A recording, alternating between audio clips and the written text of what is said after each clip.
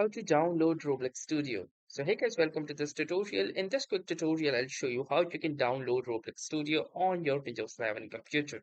So if you're a creator and you wish to create your own experiences in Roblox, then the Roblox Studio is one of the requirements that you need to fulfill.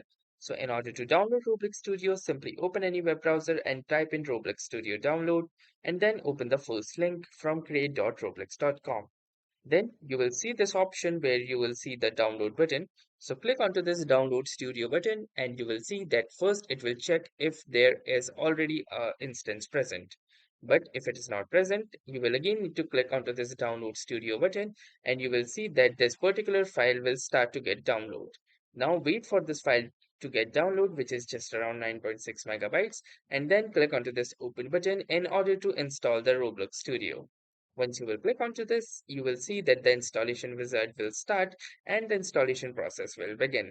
This will take a few minutes, and once your Roblox Studio successfully gets downloaded and installed, you will be easily able to launch your Roblox Studio and create your own experiences. So that was all for this tutorial. I hope this video was helpful for you. Thanks for watching and have a nice day.